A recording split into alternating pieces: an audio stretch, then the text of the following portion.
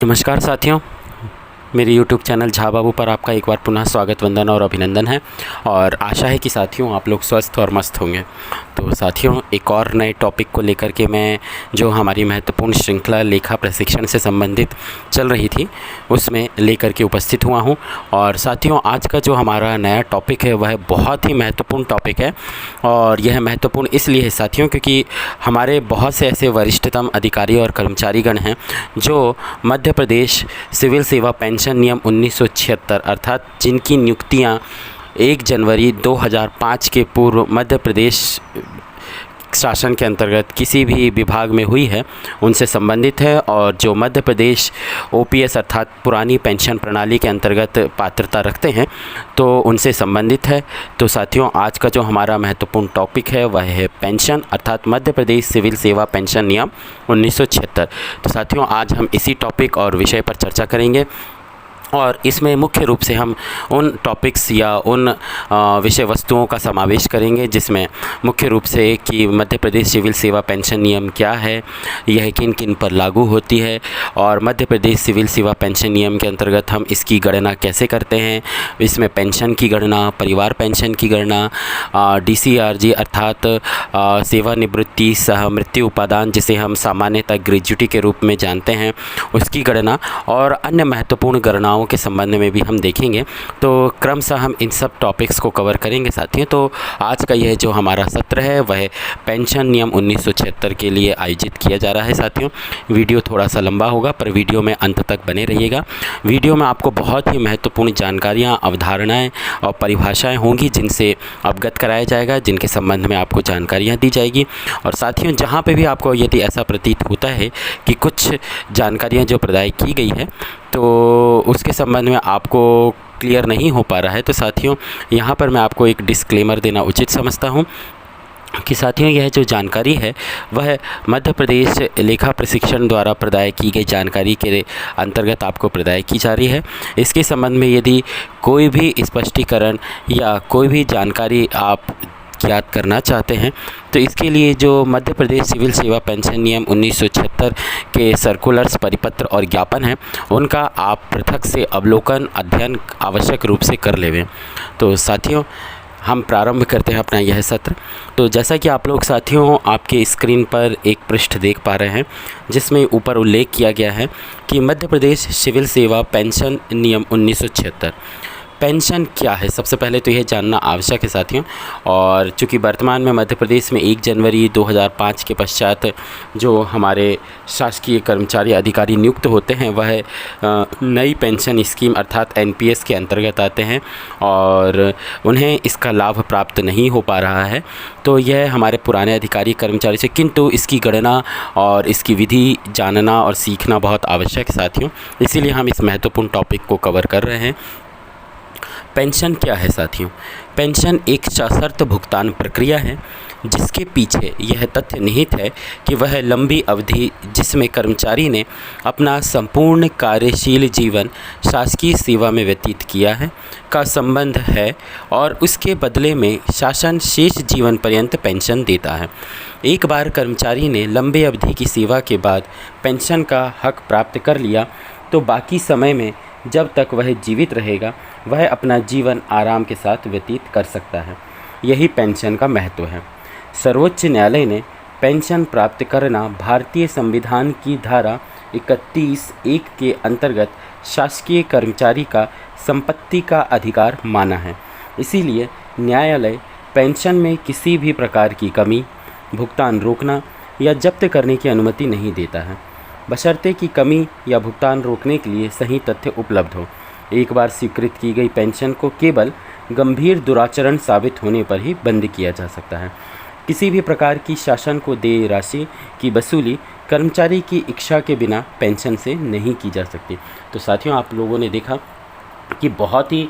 महत्वपूर्ण और बहुत ही जो जानने योग्य बात और जानकारी है वह इस पैराग्राफ में कवर की गई है कि स्वयं सर्वोच्च न्यायालय ने जो भारतीय संविधान की धारा 31(1) है इसके अंतर्गत शासकीय कर्मचारियों का संपत्ति का अधिकार के अंतर्गत पेंशन को अधिकार माना है और इसमें किसी भी प्रकार की, जब तक कि कोई ऐसा गंभीर दुराचरण ना किया जाए न्यायालय या विभाग किसी भी प्रकार की कटौती या वसूली हमसे नहीं कर सकता है। साथियों, अगला बिंदु इसमें है पेंशन उपादान या परिवार पेंशन के दावों का नियमन। यह नियम 5 के अंतर्गत इसे लिया गया है। शासकीय कर्मचारी की सेवानिवृत्ति के समय अथवा उसकी मृत्यु के समय प्रभावशील नियमों के अनुसार पेंशन उपादान या परिवार पेंशन का निराकरण किया जाएगा। कार्यालय या विभाग में की गई सेवा पेंशन हेतु अर्हतादायी है या नहीं, इसका निर्धारण उन प्रचलित नियमों द्वारा किया जाएगा जो सेवा संपादन करते समय प्रभावशील थे। जिस दिन के पूर्वाह्न में कोई शासकीय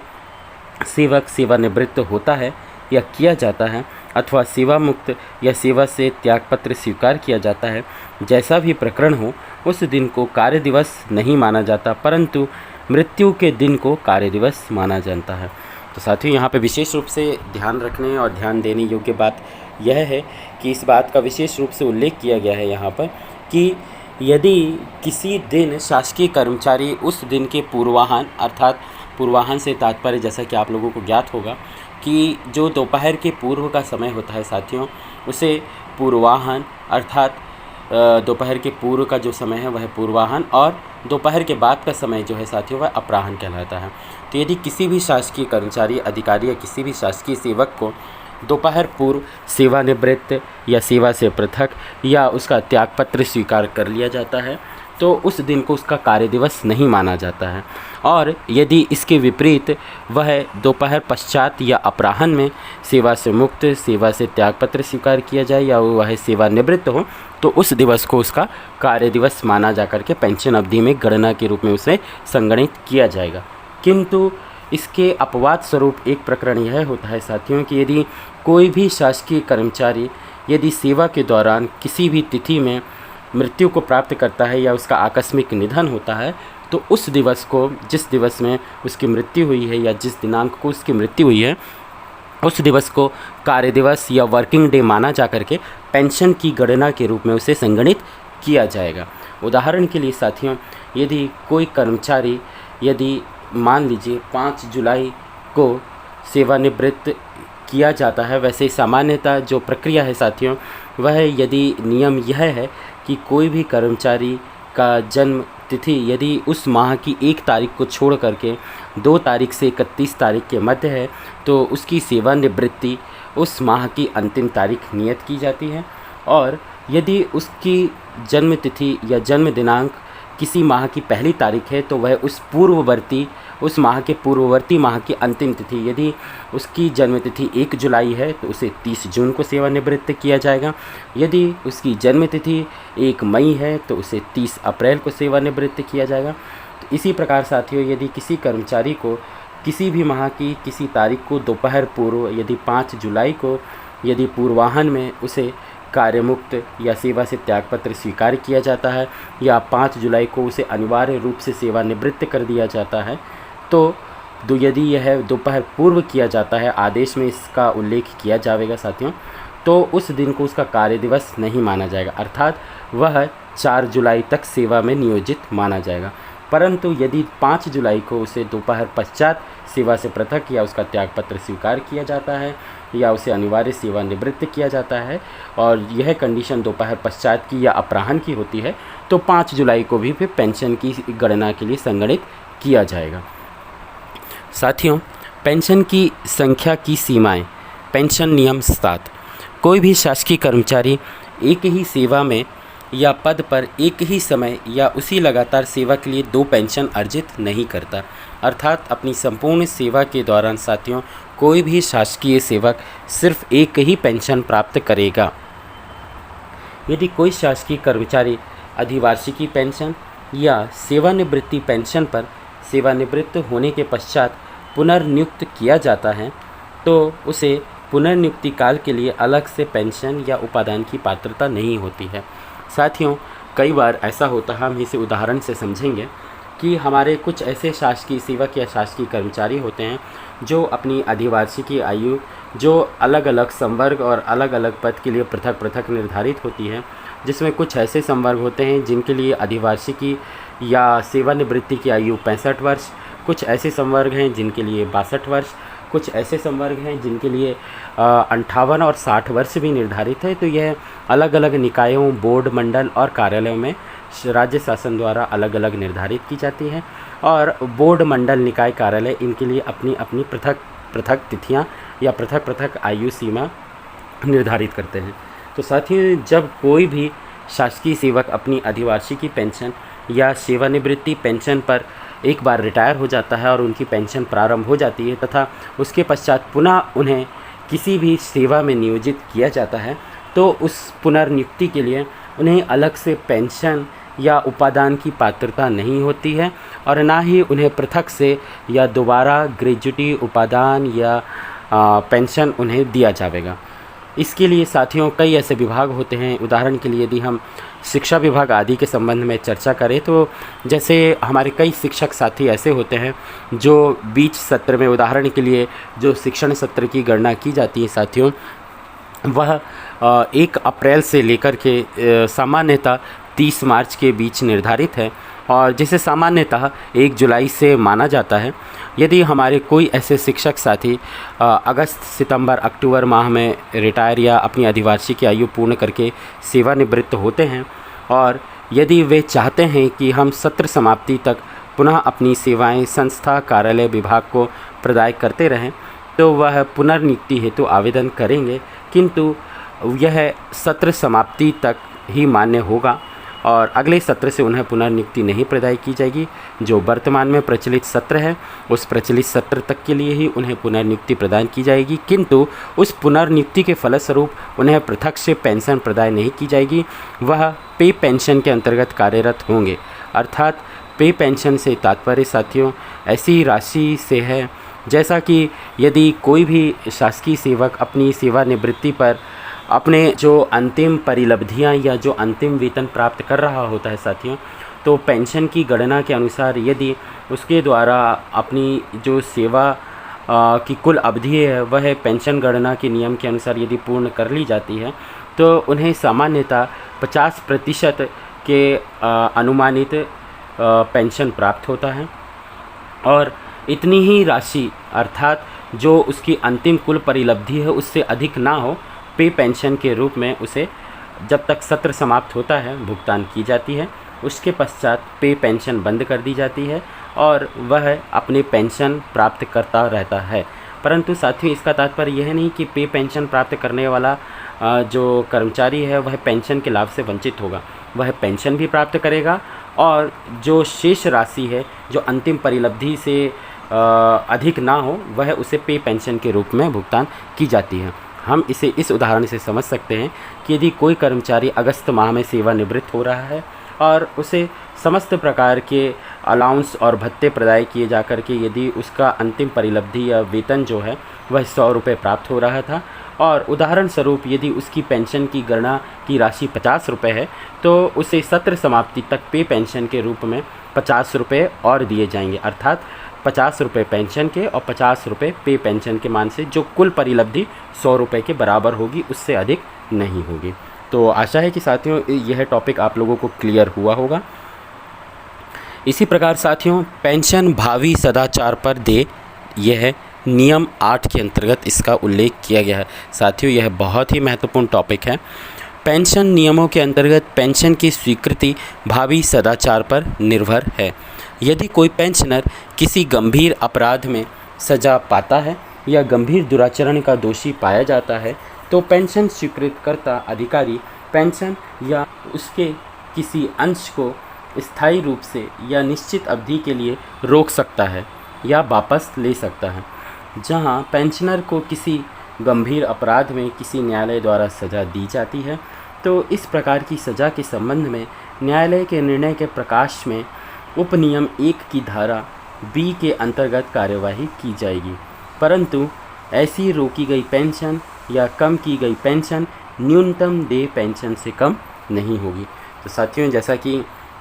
आप लोगों को ज्ञात है कि वर्तमान में जो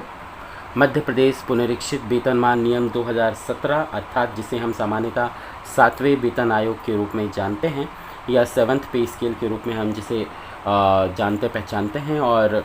सामान्यतः यह जो साथियों मध्य प्रदेश पुनरीक्षित वेतनमान नियम 2017 है, वह मध्य प्रदेश में 1 जनवरी 2016 से प्रभावशील है और इसके अंतर्गत साथियों जो न्यूनतम पेंशन है वह 7,750 रुपये निर्धारित की गई है। तो यहाँ पर इस बात का उल्लेख किया गया है कि किसी भी प्रकार से यदि किसी शासकीय कर्मचारी या शासकीय सेवक की पेंशन में कटौती की जाती है या कमी की जाती है या उसके किसी अंश को स्थायी रूप से या निश्चित अवधि के लिए उसे रोका जाता है, परंतु यह रोकने के पश्चात साथियों वह न्यूनतम पेंशन का हकदार होगा। न्यूनतम पेंशन से कम की राशि उसे प्रदान नहीं की जाएगी और यह जो न्यूनतम पेंशन की राशि है वह साथियों मध्य प्रदेश पुनरीक्षित वेतनमान नियम 2017 के अंतर्गत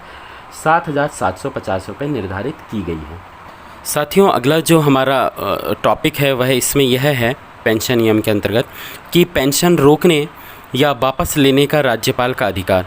यह पेंशन नियम 9 के अंतर्गत इसका उल्लेख किया गया है। पेंशन रोकने या उसके किसी अंश को वापस लेने का अधिकार, चाहे वह स्थायी प्रकार का हो या किसी निश्चित अवधि के लिए हो या किसी विभागीय या न्यायिक कार्यवाही में पेंशनर से उसके द्वारा की गई अपेक्षा या गंभीर दुराचरण के लिए दोषी पाए जाने पर या शासन को हुई आर्थिक हानि के पूर्ण या उसके किसी अंश को वसूल करने के आदेश देने का अधिकार राज्यपाल को है, परंतु ऐसा आदेश देने के पूर्व राज्य लोक सेवा आयोग से परामर्श आवश्यक है तथा न्यूनतम पेंशन से कम पेंशन दे नहीं होगी। शासकीय कर्मचारी के सेवा में रहते हुए यदि विभागीय कार्यवाही चालू है या विभागीय जांच संस्थित की जा चुकी है तो ऐसी जांच सेवानिवृत्ति के बाद भी चालू रहेगी। यदि शासकीय कर्मचारी की सेवा में रहते हुए चाहे सेवानिवृत्ति के पूर्व या पुनर्नियुक्ति के दौरान यदि विभागीय जांच संस्थित या संस्थापित नहीं की जाती है तो राज्यपाल की स्वीकृति के बिना संस्थापित नहीं की जाएगी। उस घटना के संबंध में नहीं होगी जिसके संस्थापन के पूर्व 4 वर्ष से अधिक समय व्यतीत हो चुका है। तो साथियों यह तो थे यदि किसी भी प्रकार से शासकीय सेवक की पेंशन के संबंध में जो अधिकार हैं वह पेंशन नियम 9 के अंतर्गत राज्यपाल को प्रदत्त हैं साथियों, और राज्यपाल इसमें किसी भी प्रकार से वसूली के या किसी निश्चित अवधि के लिए इसमें रोकने के अधिकार दे सकता है, परंतु जो सामान्य इसमें शर्त निर्धारित की गई हैं या कंडीशंस बताई गई हैं उसका पालन होना आवश्यक है। सेवानिवृत्ति के उपरांत व्यावसायिक नियोजन पेंशन नियम 10। यदि कोई पेंशनर जो सेवानिवृत्ति के तत्काल पूर्व राज्य की प्रथम श्रेणी की सेवा में था, सेवानिवृत्ति की तिथि से 2 वर्ष की समाप्ति के पूर्व कोई व्यावसायिक नौकरी शासन की स्वीकृति के बिना नहीं कर सकता। साथियों कई बार ऐसा होता है कि हमारे बहुत से शासकीय सेवक, विशेष रूप से यहाँ पर जो उल्लेख किया गया है जिसमें प्रथम श्रेणी के शासकीय सेवकों के संबंध में कंडिका का उल्लेख किया गया है कि यदि जो प्रथम श्रेणी के शासकीय सेवक हैं वह यदि अपनी सेवानिवृत्त होते हैं तो सेवानिवृत्ति के 2 वर्ष पश्चात तक साथियों वह किसी भी प्रकार की व्यावसायिक नौकरी शासन की स्वीकृति के बिना नहीं करेंगे। अर्थात यदि उन्हें किसी भी प्रकार का व्यवसाय या धंधा या कोई काम प्रारंभ करना है तो इसके लिए उन्हें शासन से पूर्वानुमति प्राप्त करना आवश्यक होगा। यदि शासन ऐसा आवेदन प्राप्ति के दिनांक से 60 दिन के अंदर अस्वीकार नहीं करता है या स्वीकृति की सूचना नहीं देता है तो यह माना जाएगा कि शासन ने अनुमति प्रदान की है। साथियों इस संबंध में यहाँ यह भी उल्लेख किया गया है कि यदि कोई प्रथम श्रेणी के शासकीय सेवक सेवानिवृत्ति के पश्चात कोई व्यावसायिक नौकरी या व्यवसाय प्रारंभ करना चाहते हैं और इसके संबंध में यदि उन्होंने शासन को कोई आवेदन प्रेषित किया है अनुमति हेतु, तो शासन उस आवेदन पर यदि 60 दिनों अर्थात 2 माह के अंदर या तो उस आवेदन को अस्वीकार करके संबंधित प्रार्थी को या आवेदक को उसकी सूचना प्रदान करेंगे, या वह स्वीकृति प्रदान करते हैं तो स्वीकृति के संबंध में भी संबंधित आवेदक को सूचना प्रदान करेंगे। परंतु यदि उनके द्वारा उस आवेदन पर 60 दिन के अंदर में कोई कार्यवाही नहीं की जाती है तो यह माना जाकर के कि शासन ने आवेदक द्वारा दिए गए आवेदन को स्वीकार कर लिया है तथा उसे उस व्यवसाय में नियोजित होने या उस व्यवसाय को करने हेतु शासन की तरफ से अनुमति प्रदान कर दी गई है, यह माना जाएगा। जहां शासन पेंशनर को नियोजन स्वीकार करने की अनुमति सशर्त प्रदान करता है या अनुमति देने से इनकार करता है, तो प्रार्थी 30 दिन के अंदर इसके विरुद्ध अभ्यावेदन दे सकता है।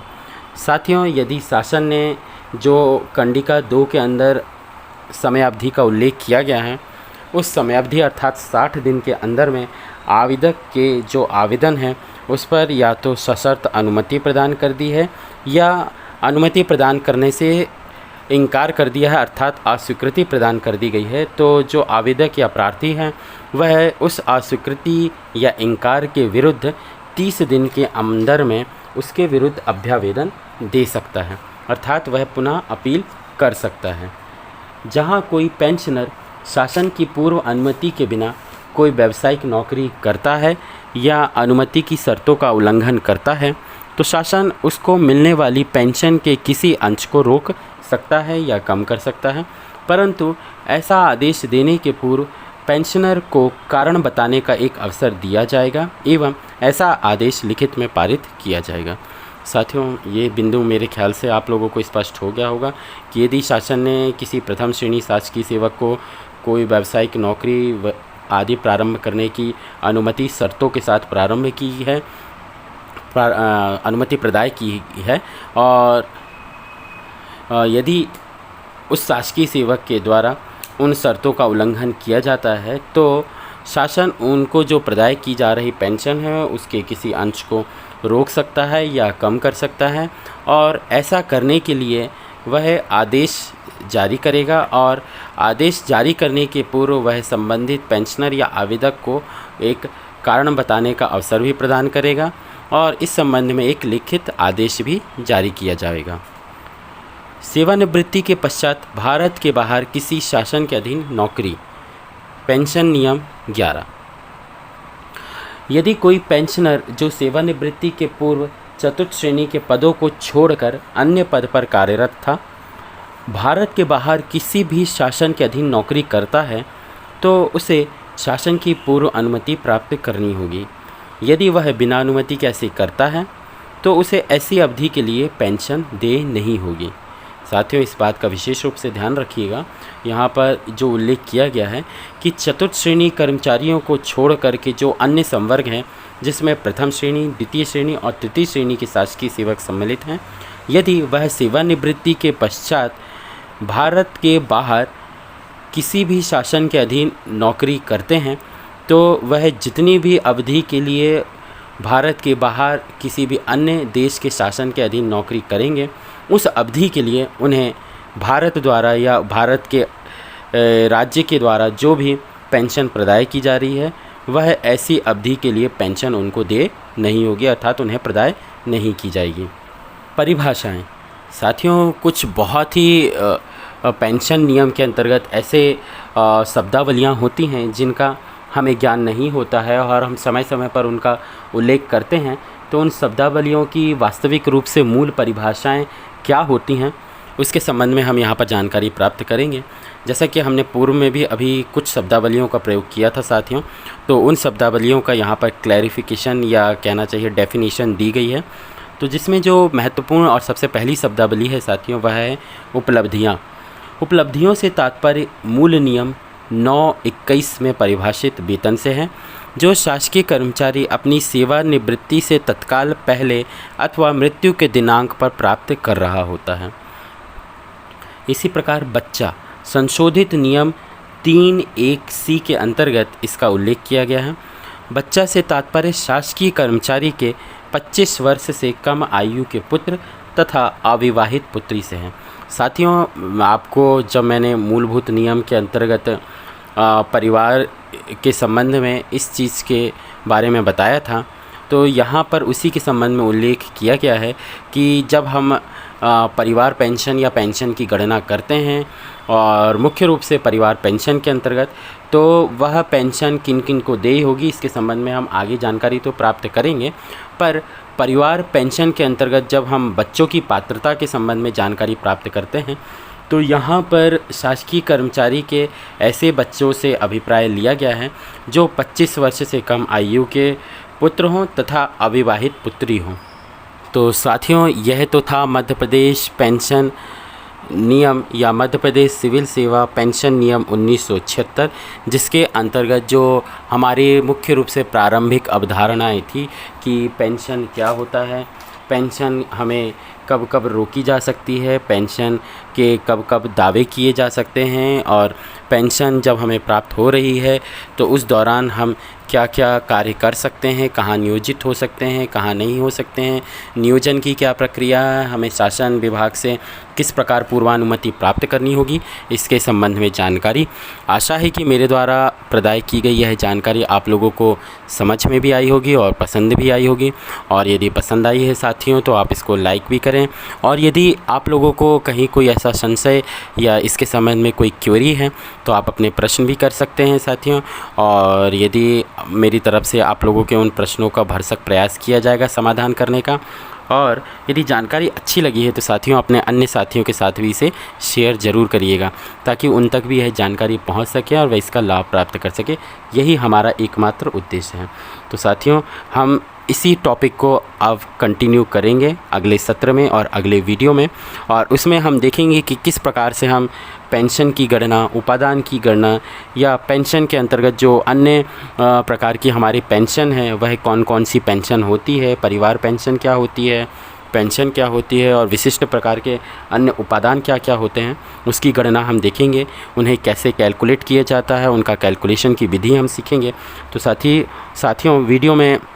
अंत तक बने रहने के लिए आप लोगों का बहुत बहुत धन्यवाद। फिर अगले सत्र और अगले वीडियो में इसी पेंशन नियम से संबंधित महत्वपूर्ण जानकारियों के साथ आप लोगों से भेंट और मुलाकात होगी। तब तक के लिए साथियों, जय हिंद, वंदे मातरम।